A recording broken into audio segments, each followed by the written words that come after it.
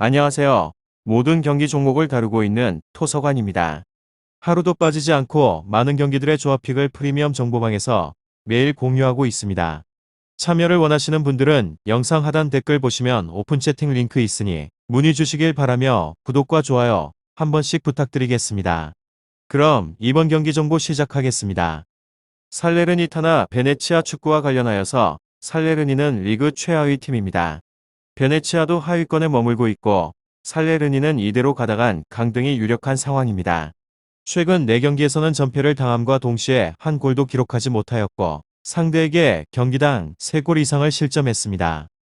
승점을 따내기 위해서 운완코와 리벨 주리치 등을 내세운 공격적인 라인업으로 경기에 임하는데 그로 인해서 수비 부담이 커졌습니다. 베네치아 상대로는 이번 시즌 승리와 지난 시즌 세리에서 수입한 것을 비롯해서 4연승을 달리며 강점을 보였습니다. 다음으로 베네치아는 휴식기 전 마지막 경기에서 라치오에 패했습니다. 포르테가 골을 기록하긴 하였지만 시즌 내내 지속되는 수비 불안이 발목을 잡았고 또한 그 경기에서 퇴장을 당한 테스만이 이 경기에 나설 수 없기도 합니다.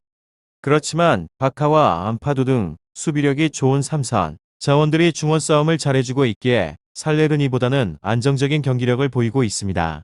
살레르니타나 베네치아 이 두 곳에 있어서 결과는 접전을 보고 있는데 베네치아가 원정이고 살레르니 상대로 상대 전적이 좋지 않았던 것은 사실이지만 최근 경기력에서는 상대보다 월등하고 특히나 오케레케와 에운센 등 주전 못지않은 로테이션 자원들이 벤치에 머물고 있기에 후반에도 좋은 경기를 기대할 만합니다.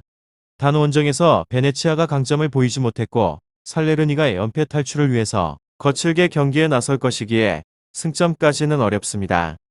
다음으로 살레르니타나 리그에서는 21호 페페페페트난라운드 인터 밀란전에서 0대5 대패를 당하게 되면서 전반기를 마쳤습니다. 공식전에서는 9경기에서 1무 8패로 팀 에너지 레벨에 있어서 바닥을 치는 상황이 있기에 이번 라운드에 있어서 급격한 반등은 어렵다고 해도 무방합니다. 이곳의 부진의 주요인은 후방에 대한 붕괴로 수비진 구성에 많은 숫자를 두고 있기는 하지만 효과는 미미합니다. 1대1 매치업을 살펴보게 되면 열세와 윗선의 압박에 대한 효율 저하가 겹쳐서 위기를 반복을 하며 실제로 지난번에 무승 기간 동안의 공격적인 전환 성공률이 20%가 채 되지 않습니다. 그만큼 뒷문 불안이 가중된다는 방증으로 게다가 스트랜드베르그 루게리 등 각각의 포지션 주력 자원들 부상이 장기화가 되는 터라 라인업 꾸리기도 만만치 않습니다. 이곳의 변수는 올 시즌 첫 맞대결의 전적으로 물론 상대방의 퇴장 변수가 크게 작용을 하였다는 점은 부정을 할 수 없습니다. 점유율 54대46 슈팅수 21대8로 절대적인 우위를 가져갔으며 특히나 크로스 성공률만 30%를 기록을 하면서 단순한 공격의 작업으로도 상대방의 수비를 적절하게 공략이 가능하다는 것을 확인을 하였습니다.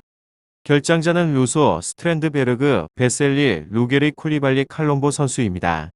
다음으로 살레르니타나 베네치아 축구 이곳은 상대방과 비교를 한 결과를 살펴보게 되면 전력이 좋은 곳으로 후방 라인 안정감이 서서히 좋아지고 있는 중입니다. 여전하게 조직력 강화에 방해가 되는 체카로니가 일정 수준의 출전 시간을 점유하고 있긴 하지만 모돌로, 칼다라 등이 그의 약점을 커버를 하면서 라인을 탄탄하게 만듭니다. 풀백에 있어서 3선 미드필더들도 함께 안템포 빠른 가담으로 인해서 전반적인 경쟁력을 높이며 공격 역시나 꾸준합니다.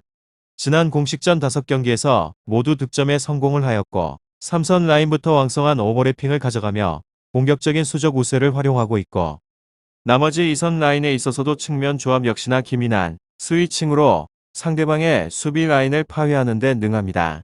최전방 공격수 포르테마저 최악의 시즌과 관련하여서 초반에서의 활약을 뒤로하고 서서히 퍼포먼스를 높여서 페널티 박스 안에서 집중력을 끌어올리는 중입니다.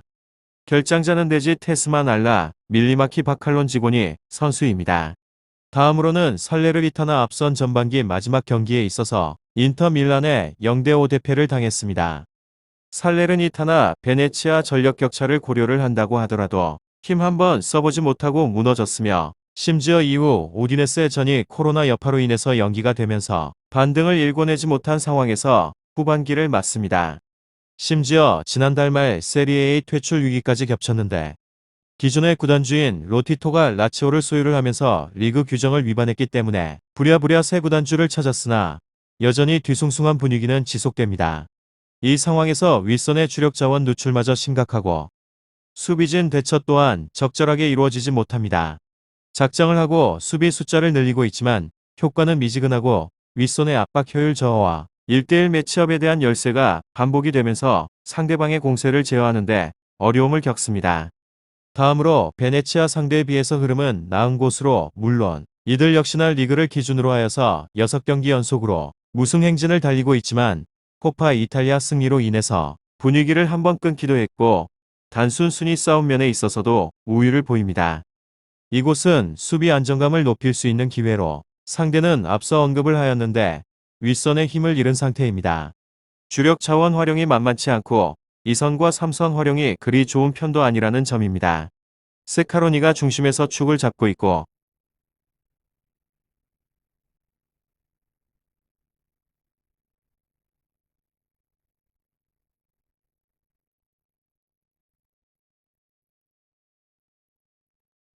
삼선 라인 또한 수비를 할 시에 적극적으로 후방에 가담을 하기도 합니다. 오늘은 살레르니타나 베네치아 축구에 대해서 알아보게 되었는데 더 궁금하신 사항에 대해서는 이야기를 통하여서 궁금증을 풀어보시길 바랍니다. 유익한 정보가 되셨다면 구독과 좋아요 한 번씩 부탁드립니다. 그리고 최종 조합과 정답치는 항상 프리미엄 정보방에서 항상 공유하고 있으니 참고해 주시고 이번 영상 마무리하겠습니다.